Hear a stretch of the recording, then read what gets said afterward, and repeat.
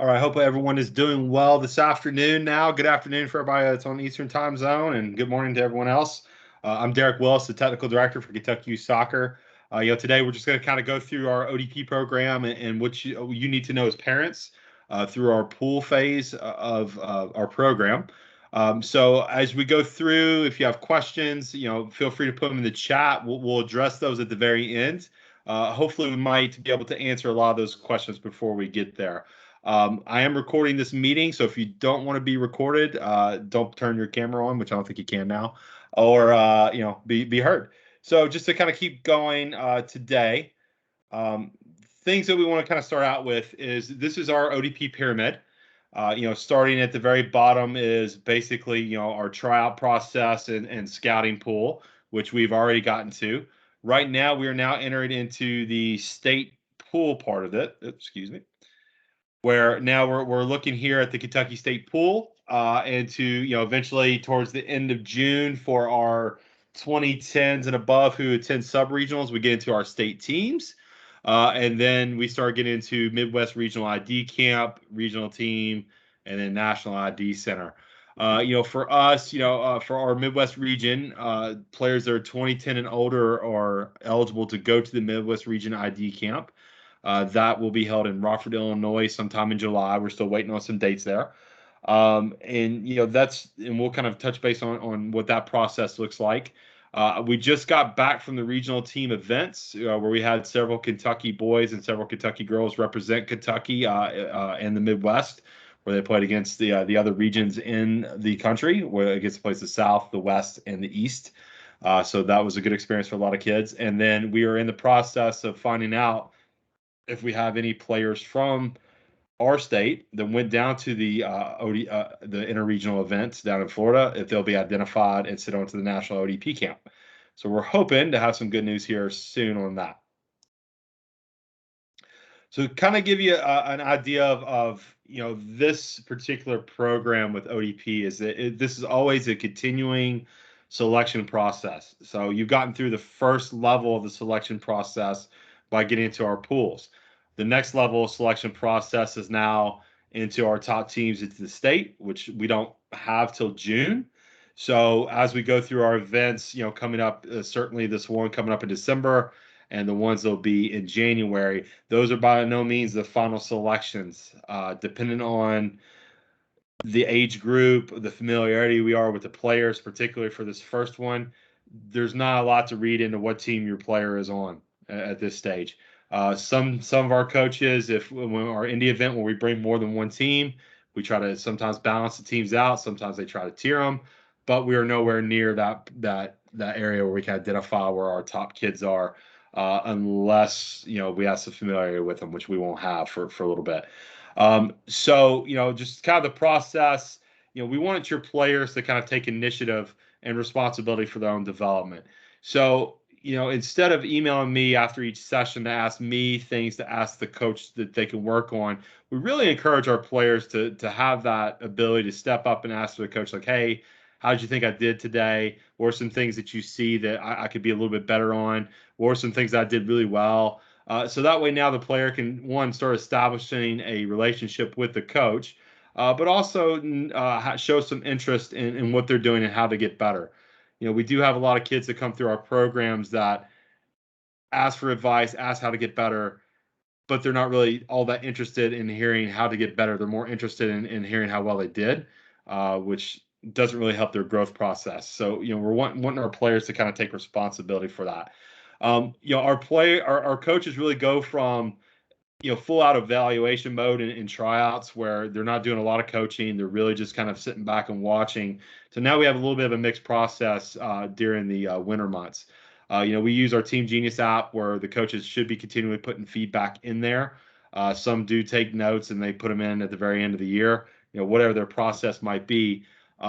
We don't give out evaluations until the very end of the year and only by request of the player. The player has to email me. If they don't have an email address, which most of your kids do through school, but if they don't, they are welcome to email me through your email account.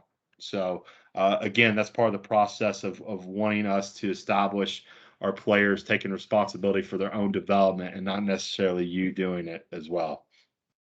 Okay, to give you an idea of the regional team process and things like that, we had about 306 kids in the pool last year eligible for the camp. Roughly about 10% of the pool gets invited to the Midwest Regional Camp.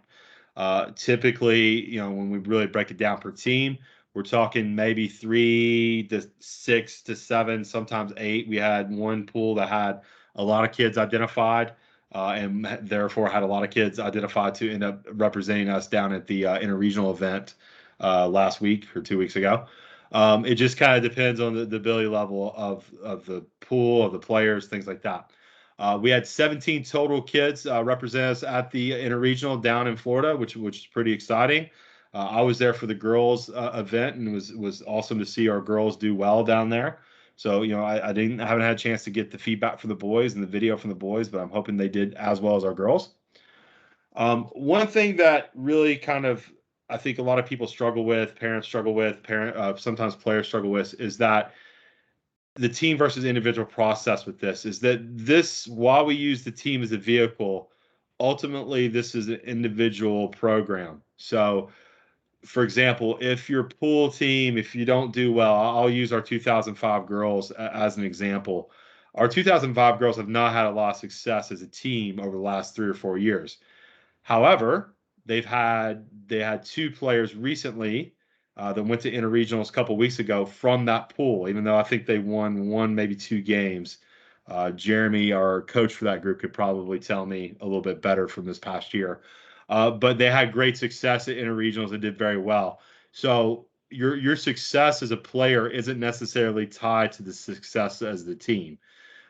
So a lot of people like, we didn't do very well down at this event. Well, we did have 3 or 4 girls or guys, the regional coaches thought were pretty good players from that. So we always want our Kentucky teams to do well. We always want our Kentucky teams to succeed and win. But at the end of the day, we're also looking at the individual players and trying to identify those players to move on to the next level. We've had through our program recently, we had a couple of girls that got invited to the Youth National Team ID Center from ODP originally, and now they're continuing their success in other ways. But it's a process that has gone well for those players. When we going through and we're looking at your players, we use our 6 key qualities of a national team player through U.S. Soccer. And this is kind of how we look at everything, is we look at their game understanding and decision making within the game. We look at their responsibility in the game. We're looking at players that, we realize when they make a mistake, is it their fault? A lot of times you get players and you get kids who are quick to blame everyone else when it's clearly their issue. We want kids that when they make mistakes, because they all are going to make mistakes. They're all going to make mistakes, and they're going to make mistakes at bad moments for them. And that's part of the growth process. We want those players to be able to stand up and say, yes, that was definitely me, and work to fix on it. And until we can admit these things when we do things poorly, how to fix them, it's hard to grow as a player. Our players are always quick to basically receive praise when they do things well. We've got to be able to also receive the criticism when things don't go so well too. So something that we want to grow in the process. I had a parent email me that was upset because their player made 2 bad errors.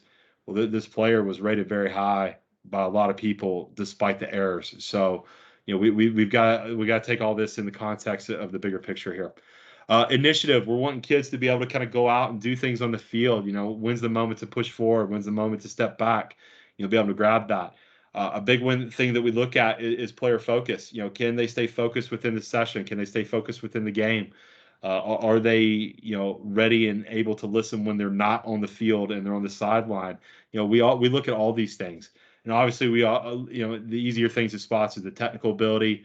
How well do they play within their technical skills? We all have different technical skills.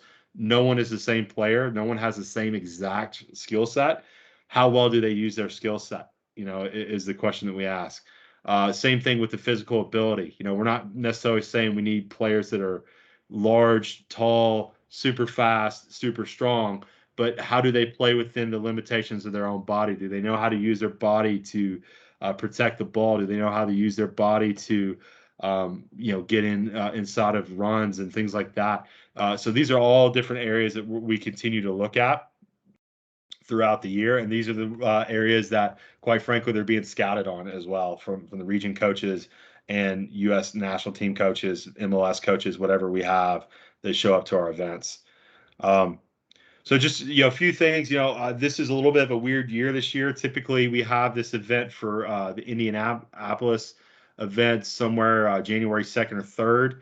However, because New Year's Day is falling on Saturday, we decided to move the event up just because we didn't feel like we'd be able to get a good turnout at it. So we have the pool session, obviously, for this weekend at Town and Country in Wilder, Kentucky. And then we have our pool session again in Elizabethtown the following weekend. For our events in Indiana, we will have 2011s and up. We just got that confirmed yesterday. So we'll be sending out some more information there. For January and February, January we have sessions, scheduled. I know at Great Crossing High School for two weekends in January now. And we're looking at possibly adding a session in February. A lot of that's just kind of how the weather is going to go as well. For events, like we said, for the boys, 2011s and up, December 18th and December 19th for the girls, 18th for the boys. It's a one-day event, 2 games. Times kind of vary. It looks like it's going to start a little bit earlier than we're used to. And some of the games go as late as 6 o'clock. As soon as we have the schedule finalized, we'll put that on the team app and we'll send out the details on that event. Hopefully we'll have everything finalized by next week. Along with, we're going to start working on who's going to be able to go. That's going to be based on first availability and then by coaches' decisions and how those be split up. And we'll kind of get those lists out as soon as we can. We like to get them out before the E-Town pool session. Then in the Tennessee event will go from January 15th through 17th. That'll be a 1 game per day event in Murfreesboro, Tennessee. The competition there is very good. We had a few teams, I think, get a little bit surprised at the athleticism and ability of Georgia and Tennessee, for example. So we're looking forward to that event. It was a great event last year. For most age groups, for the 2011s, 2010s, we'll take 2 teams. For the 2009s and 8s, we'll only take 1 team to that event. Missouri friendlies, that's going to be for the 2012s and 11s. That's going to be June 11th and 12th. We are looking at adding a training date the week before in Elizabethtown on June 3rd. Athletico Flames has graciously allowed us to possibly use their facility, so that way we can get a training session in and prepare before we go. We typically don't do a lot during the spring season because we try to avoid our club commitments. So that's kind of why our calendar is the way it is right now. And then for our 2011s, for our 2010s and up, we'll have the Ohio Sub-Regional event. That'll be taking place at the Voice of America Park in Westchester from June 17th and 19th. That will also be a 1 game a day event. 2010s will have 2 teams. 2009s, 2008s will have the final pool teams for that. For our policies for this, if your child makes the sub-regional events team, they're automatically included into the pool next year without any kind of tryout. When you do that, and then these players are eligible for the Midwest Regional camp as well. So moving on, just to kind of give you some guys logistics on pool sessions. Try not to get there too early. I know that sounds odd, but sometimes when we get all of our players coming in, it becomes a little bit of a headache trying to get our pool off the field and our new pool on. So try not to be there on the field too early. Plus, half the time it's really cold when we're doing this, so we'd like to keep the kids as warm as possible before they actually start the warm-ups. And being outside for 30 minutes and just sitting is not something we want to do. Players will always need to bring their own water, their shin guards, goalkeeper equipment, all that kind of stuff. Always have, every player is going to have 2 jerseys. Always bring both jerseys, but I will send out in the email primarily what shirt to wear to start the session. However, if coaches wanted to swap jerseys instead of using pennies, they might do that. So just have them on hand. Always wearing our red Under Armour shorts and then, white socks. And we're going to hopefully be giving out some socks here in the next couple of weeks as well. They're Under Armour for you. The players report straight to their field. So when they get into the facility, they go to their field. myself or Jeremy Anderson is always there. So one of us two will tell you where to go. So that way the kids know, parents, we don't want you on the field. Less people on the field is better for us. And it's easier to contain everything. You're not to at any case ever enter on the field unless without my permission. So if there's an injury or something like that, we'll pull you on the field and bring you in to help the player. If you have a question for me, you come find me, you talk to me, then you leave. You can be on the outside of the fences, or you can be up in viewing areas. Like in E-Town, we have stands. Town and Country, we got viewing decks. We just ask you not to be on the field surface because it just becomes a little bit of a circus if we have too many people on there. For the sessions, we're recording most of our training sessions right now. We did not record last Sunday because of high wind advisory, and we didn't want to risk a camera getting tilted and falling on kids. We're going to try to record most of our sessions for our coaches. We will be having VOs at the events, so we'll hopefully get most of those recorded. Anytime we do a event recording, I will blast that out once we have it through the team app, so that way parents and players can go back and look at it. Got no problem with you sharing it. No big deal for us. So just FYI. However, the sessions are for the coaches. We might send clips to players if we feel the need to do that, and we'll do that through me, through an email. So just an FYI there. We are also posting our lesson plans when we get a chance. So coming into the weekend, you have an idea of what we're going to be doing. This weekend we haven't posted them yet, but we're going to be doing some final third work and attacking work.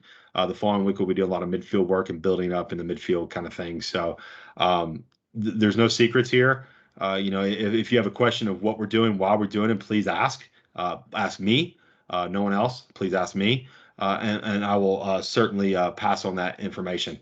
A few things when we go to our events, and our group, thankfully, is pretty good, but I feel like we need to do this. One thing that we want to make sure that you do is refrain from trying to give any kind of coaching tips on the sidelines. I know several of you are coaches. Please don't do anything, okay? One of the things that we saw last year is one of our girls' teams was playing against a Georgia team. The entire sideline of parents was yelling press, and that was not what we were wanting to do at that moment. We were wanting to kind of drop in and get behind the ball because of Georgia's pace and technical precision. So please, refrain from coaching. Only encourage athletes. This should also be going without being said, but please don't yell at the referees. We already have a referee shortage as is. These are usually ODP events or pretty laid back events for the referees, which is a good thing because now they can really focus on their job. For the Indiana event, oftentimes we have a referee kind of school come in and training. So a lot of these referees are very green and they're trying to learn what to do. If they make a mistake, it's fine. If it costs us a goal while we're not happy with it, it's fine. We don't have standings that we have to worry about. We don't have a championship that we got to get through. It's if we lose the game because of a bad call, we lost the game because of a bad call, it's fine. We would ask our athletes to kind of reflect back and say, okay, what were things that we could have done that we could have won the game versus blaming the referee for losing the game, kind of thing. Just to kind of keep in mind is, and this is for your players and for yourselves as well. This day and age, someone is always watching. We have scouts at our games all the time. They don't necessarily wear in training sessions. They don't necessarily wear U.S. soccer stuff. They don't necessarily wear FC Cincinnati, FC Nashville stuff, but they're there. We have all these VOs and cameras everywhere where it's recording. Please keep that in mind to your players. We want players to show their best every single game that they take part in. Make sure that they're focused and ready. We also understand that they're not going to play their best game every game. That's just everyone has those moments. But we don't want to have them in a situation where they come on and they're just not interested and they're just, kind of going through the motions. And then they wonder why they don't get selected for so-and-so opportunity, or, why did that, MLS coach invite this player in versus that one? Well, you were very disinterested in the game, and that's why. Your body language says it all. So just kind of keep that in mind. Scouts are everywhere. Cameras are everywhere. Hopefully that nothing more needs said about that. Things that will get you into trouble with me real quickly is one, there's no one else in this office, no one else on my staff that can answer the questions as effectively as me. Please do not ask anyone else from Kentucky Youth Soccer. Please do not ask any of the head coaches, even if you have a relationship with them, questions pertaining to ODP. We try to keep a very vacuum environment for our coaches for several reasons. One of which is, we don't want our member clubs to accuse us of trying to poach players from one, a coach poaching a player from another one. Our coaches have zero contact information for any of the players, none of the parents. So if you ask me about a coach's email, I'm not going to give you that email. Okay. And if I find out you're emailing the coach, that's going to be a problem for me. Everything needs to come from me. If you want to, we'll get your opinion from a coach. It comes to me. I send it to them. I send it back. I remove email addresses. That's how it's going to go through this program. So please don't ask, even if you have a great friendship where you can feel like you can call somebody. I'm the one that you need to talk to, because they're just going to give you their best guess. And half the time those coaches come and ask me the question, and I kind of come around as well. Please also don't preface any questions with a bunch of people we're knowing. If you want to know something, please put it in like, hey, I got a question for you. Okay. I don't like playing these little games of things. So please just be very direct with what's your question. If I don't have an answer for you, I will tell you I don't have an answer, but I will find one for you. Okay. Communications. Hopefully by now, if you're new into the program, you're starting to see the level of communication that we have. It goes through the program.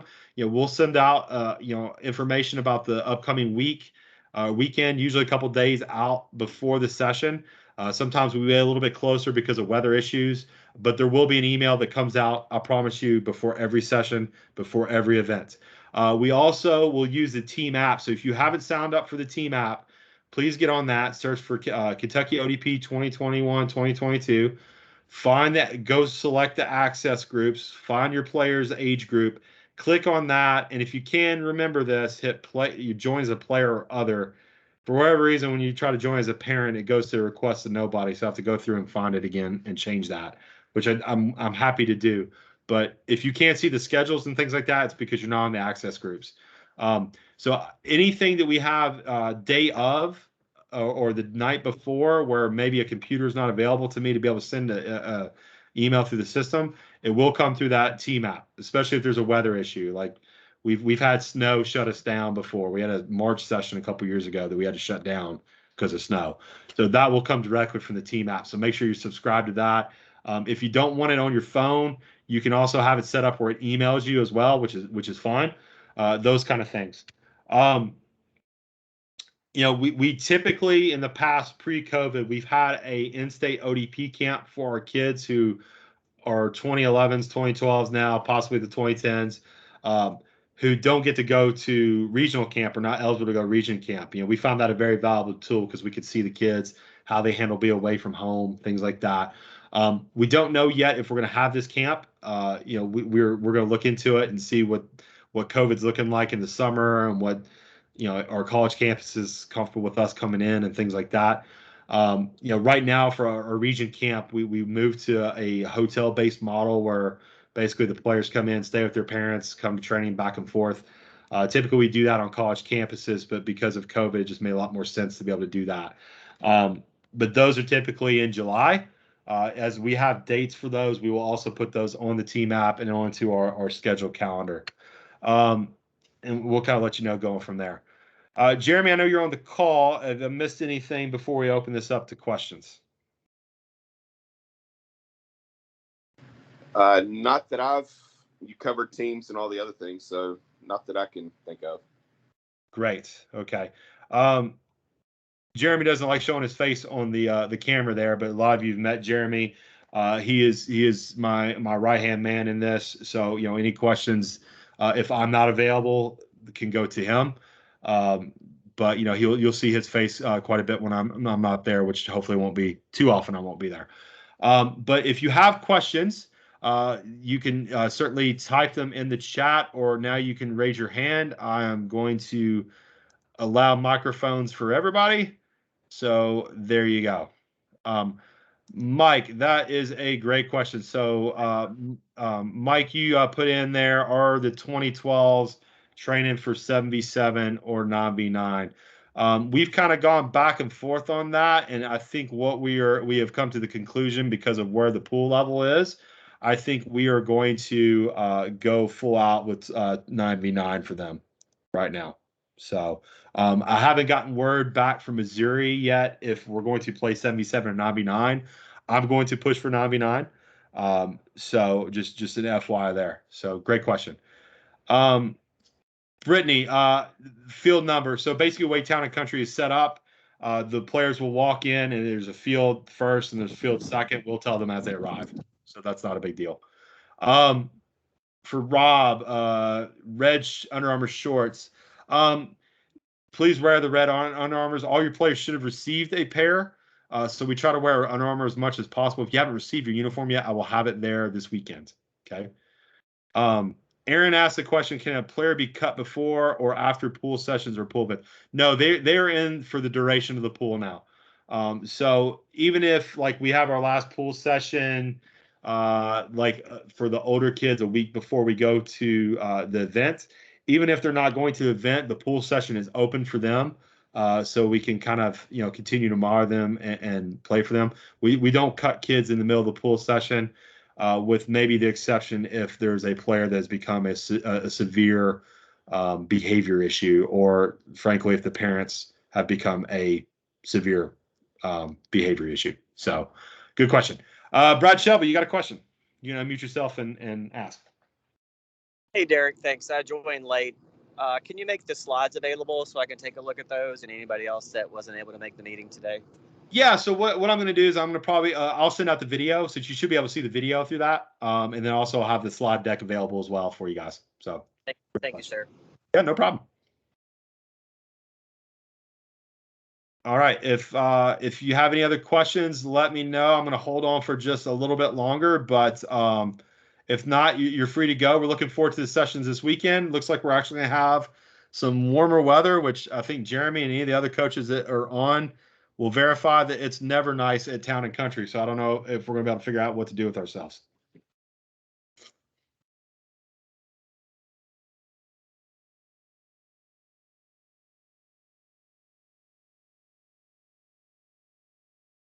Thanks, Bernard.